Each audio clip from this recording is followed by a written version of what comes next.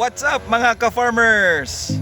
You're probably in my channel once again because you're curious and you want to learn about limoncito, or what you call calamansi or calamundin.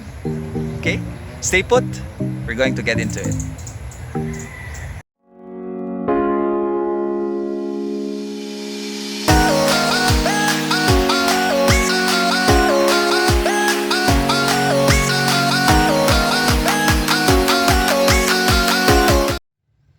I think it's been a while that you haven't seen a carabao, which is in my bag. Now, if you plan to farm your lands, I highly recommend to have a soil test. Ano man, or why would I do that? If you're not the first owner of this land may be farmed by the previous owner for a couple of times, no? A lot of farmers use commercial fertilizers which will degrade the quality of soil that you have, no? And you will discover that the soil is no longer rich in micronutrients, and the composition is not so good, or it has not yet recovered fully. Now, vital kaya na siya. I think it would cost around between 600 to 800 because I did 2 soil tests in 2 different lots already with the provincial government, or province of Cebu, and the other one is what I did in Department of Agriculture. You can seek for their assistance with, you just have to pay a little amount to check, no? If your land is, example, 1 hectare, I would recommend sectoring sample soils in each area. I-divide nimo. You have to divide the lot and get specimens in each area to know how rich the soil is and how much organic fertilizer, how much commercial fertilizer will require for the crop that you are about to plant in your land, no? So that you will also be guided by these government bodies, because nag-specialize man sila na, especially Department of Agriculture, nasa provincial agriculture, nasa city agriculture. You have those options to seek help, no, with them. Again, importante, soil test. It's very important to know if you have ample water supply in your farmland. Now, because water is essential for plant growth. You already know that, I think, no? If you're already curious about farming, you know that water is essential. Now, you may have a deep well water source, government supplied water source.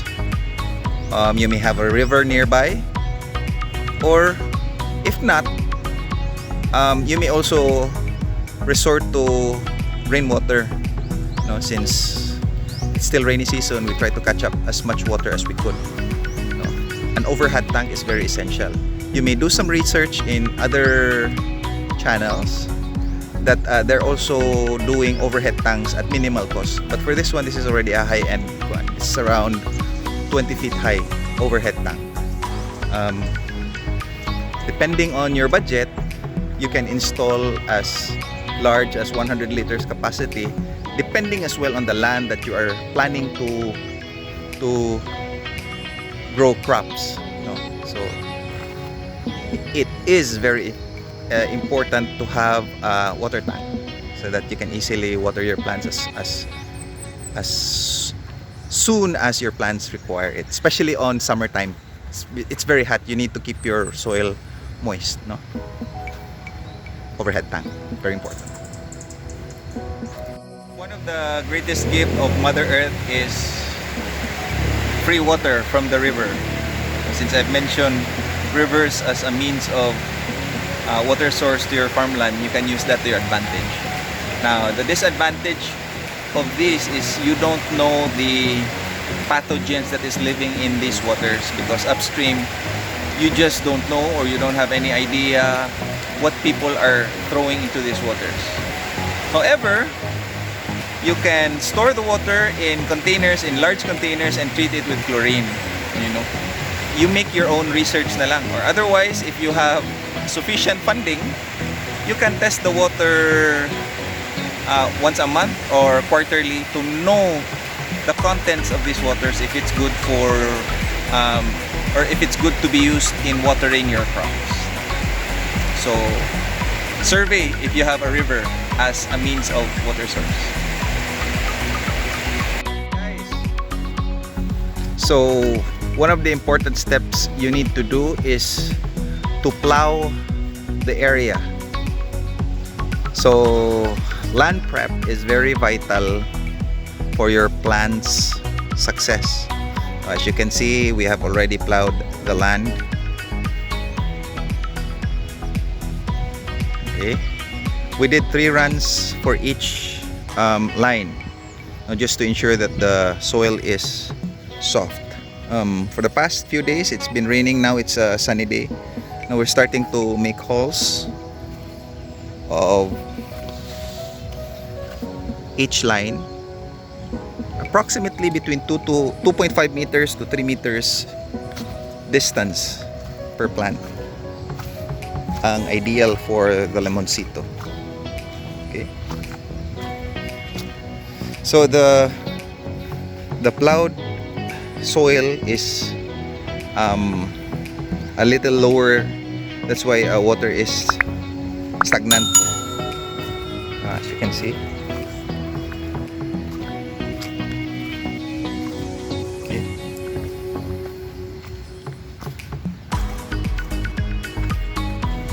So how to make the grid lines? The grid lines for your plow area, there's already one hole there made. Oh, simple lang, low cost, no? Nylon straw, plastic straw. I don't know if it's nylon or plastic straw. So we use this one. You can also use the ones that are used in fighting cocks. So I think that's nylon. This one is straw. So you can use that para low cost lang. There's one hole there. Then on the line, the next one is also another hole. Okay. So this is approximately 500 square meters. There are already some lemoncito plants here. We're going to take care of it sometime soon, so including with the others. Okay.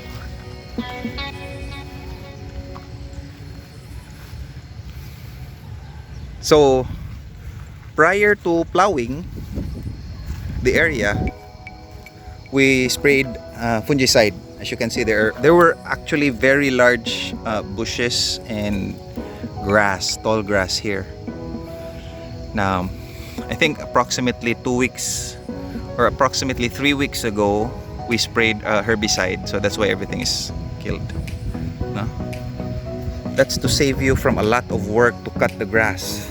You might as well spray herbicide to kill all the unnecessary grass. Now, aside from that, as soon as it dies, you need to plow it to fertilize so that it will become a organic compost. Some of the large ones, such as this is very tall. No? You can just cut it down. It's already dead. Now, for maintenance, you just have to spray in between, not the plants directly. You just have to spray herbicide in between so that the path will still be clear. To do away with the herbs or the grass. Para limpyo gihapon ninyong area. Okay? That's how you do it. Once you already identified the richness or the nutrients that is left in your soil, after you dig a hole, as recommended by your soil test, you have to put in the nutrient requirement or to augment the soil in preparation for the plant, the planting on top. You have to prepare your soil. So if it requires complete fertilizer, osmocote, chicken dung or cow dung or vermicompost requirement, you have to put it in beneath, on top of the plant, so that it already has prepared or pabaon or prepared nutrients. Once the plant will start to grow roots, it's already there. It doesn't have to grow further deep into the soil to look for nutrients that requires their growth, no? So that is why it's essential to know what are the composition of your soils. Once you purchase your grafted lemoncito, calamundin, or calamansi, you have to know your suppliers.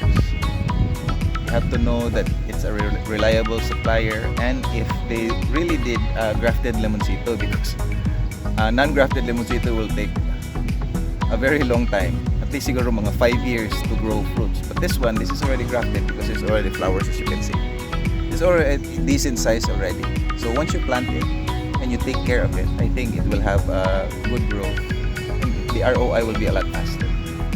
So you have to know your sources, and you have to understand the plant, make some research before purchasing your calamansi.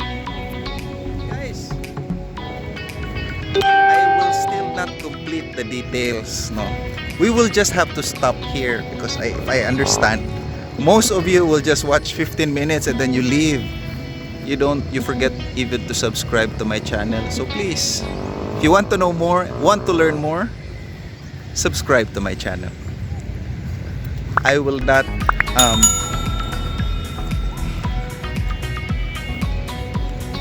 be selfish not to share knowledge, what I learned as I farm, and to share this knowledge to you. Di tayo na naka-selfish. That's my advocacy. I want you to be a farmer, or to become a farmer, or to develop knowledge more about farming. I'm not trying to say that I'm an expert. I'm also learning in this process, because I strongly believe that farming is a continuous learning, no? Dako kay ni siya. It's very broad when we discuss about farming, because every plant will respond to different soil, different light source, sunlight. It's from the east or from the west, or how many hours sunlight you get. That will differ from different parts of the world, no? Mo na gitawag og climate condition. That's very important. You have to understand the climate condition in your farmland, because if you don't, you will wonder why sweet potatoes, broccoli, pechay, lettuce, carrots will not excel, or is not as large as the ones being produced on the north side of your region. So you have to understand these things. I will just have to stop here because we will have part 2. As soon as we are able to plant the lemoncito or calamundin, I will make a part 2. No? Wait for it. No? And I hope you learn again from this video a few things in preparation to your farming lemoncito. Take care, everyone. Today is Sinulog. Supposedly Sinulog, but we're hit with pandemic, so we cannot have the festivities. Hit the thumbs up button, the subscribe, and notification button. Take care, guys, and have a pleasant Sunday. Goodbye.